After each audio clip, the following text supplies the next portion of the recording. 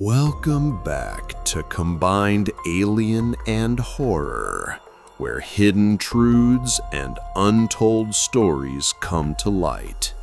Today, we dive into They Told Me the Night Shift Was Boring. They lied. Hour after hour becomes another kind of silence. Thick, waiting, watchful. At 2 in the morning, the world is thin, like paper stretched over a late-night machine. And sometimes, under that paper, something breathes. Story 1. The Man Who Wasn't Supposed to Be There. I worked nights at a small hotel, 3 floors, 40 rooms. Quiet enough to hear a gum wrapper drop on the 2nd floor. I let people in at the front door. I swiped cards. I handed keys. Simple, mechanical motions to keep the dark at bay. He came in around 11, 40-ish, jeans, cap, a backpack, the usual camouflage of a traveler. He swiped a card. The machine beeped. I gave him a key for 214. He looked at me too long. Blank face. Eyes that didn't move the way eyes should. An hour later, he was back. Not at the desk. Sitting on the couch, staring at a TV that wasn't on. Not scrolling, not reading. Just fixed on nothing. I told myself it was fine. Sometimes people can't sleep. Then the system showed me a lie. Room 214, vacant. No payment, no check-in, no entry on the log. But there he was, in the lobby, not a guest. I called the room, no answer. I checked the keycard logs, nothing. He had never even gone to his room. He walked the halls. He waited in the stairwell for 10 minutes. He moved like a shadow with a purpose. He stood outside other guests' doors and listened. He watched people cross the lobby as if he were cataloging them. I called the manager. She told me to keep an eye on him. I watched the cameras until my eyes blurred. At 3:30 a.m., I called the non-emergency line. He was outside a guest room. At 3:50 a.m., the buzzer sounded with another late guest. He followed their passage with his stare, like one animal studying another. By 4:10, 2 officers arrived. They asked for his ID. They said the card I swiped was stolen. They said he was trespassing. They walked him out. But here's the part that crawls under my skin. He had been inside for hours. He had been standing outside doors, studying feet, timing breaths. He had been practicing being invisible. He wasn't arrested for what he might have done. He was arrested for what they could prove. And the ledger of proof makes you sleep with the lights on. Story 2. Meredith at the gas station. Meredith liked the quiet. Small town, late nights. She liked watching the time go thin between customers. Then, a man began to notice her. He used her name without a name tag. He pointed at the slashes in her handwriting and called them thoughtful. He told her he'd noticed she always worked the late shift. He knew the way she dotted her I's. He knew things he had no right to know. He wasn't aggressive. That was the worst part. He was polite, observant, friendly enough to disarm nerves.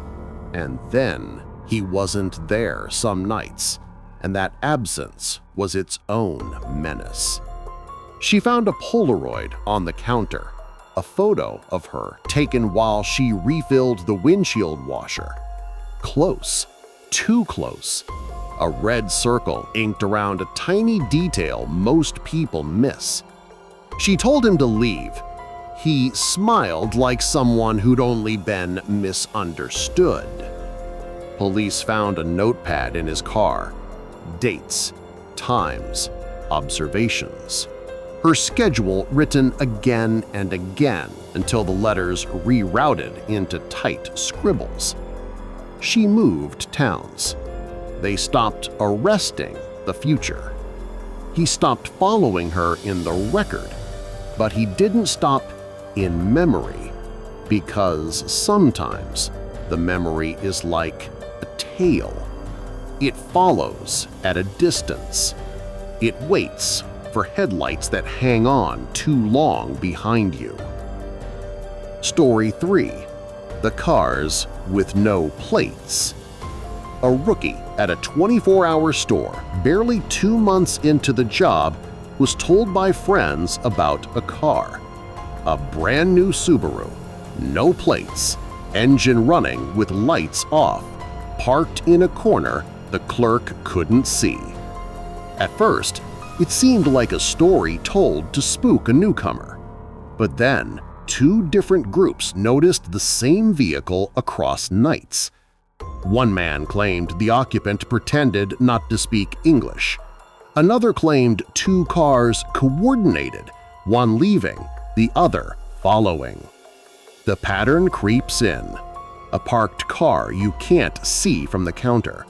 Blank windows, blank plates, blank intentions.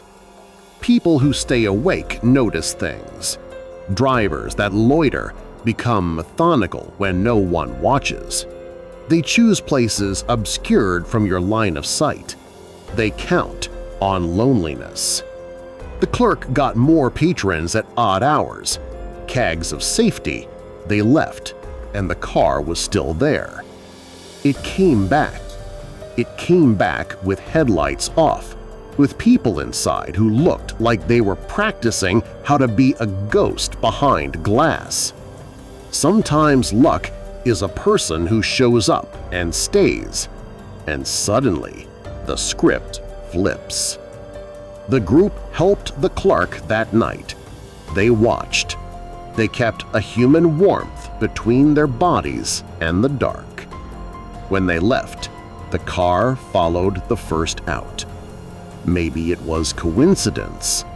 Maybe the presence of witnesses is the only thin thing between you and something that breeds in empty lots. Story 4. The Hand Under the Desk. A motel clerk was used to creaks and humming heaters. At 2 a.m. the bell rang and no one stood at the door. A chalk noise, a trick, then again, then again. He walked out. The lot was empty. He sat behind the desk. The bell rang again. This time, a pale hand reached up from under the counter and pressed the bell in front of him. Imagine that, a hand that had been inches from your knee, waiting. A bell pressed, deliberate and calm.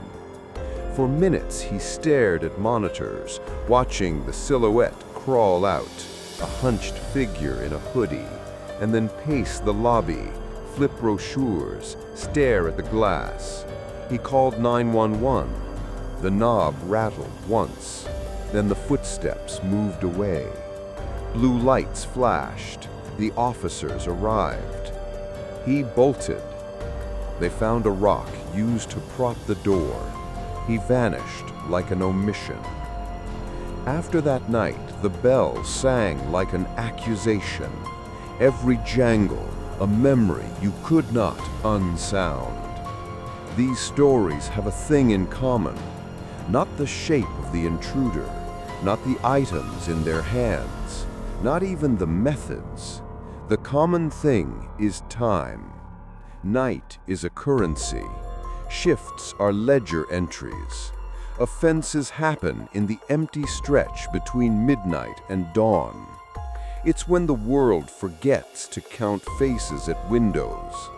Notice how often the intruders choose the thin moments, when the clerk looks down, when the system hums and claims a room is vacant, when the lot has no cars but 4 shadows in the dark, when a hand presses a bell and you think it's a prank.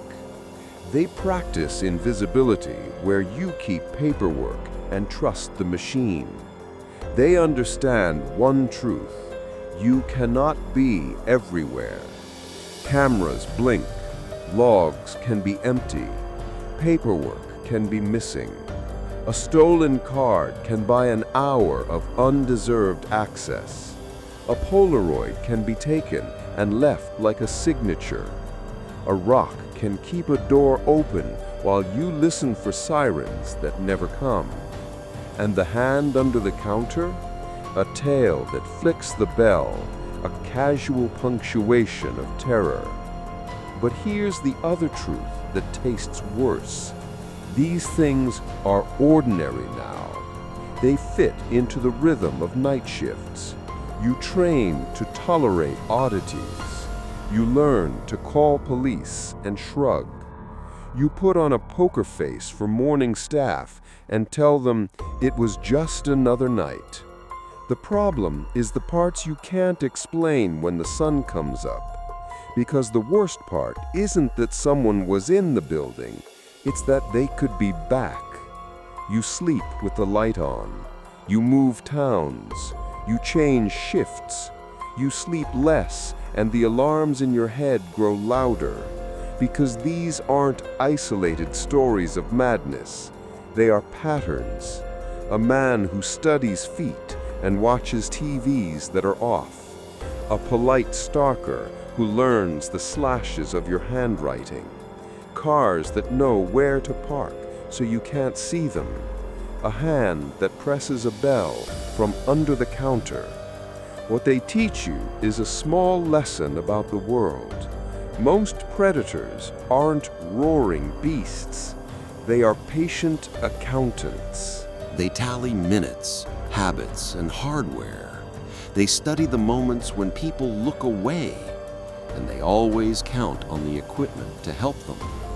A system that can be wrong, a camera angle that misses the corner, a log that reads vacant when someone is present.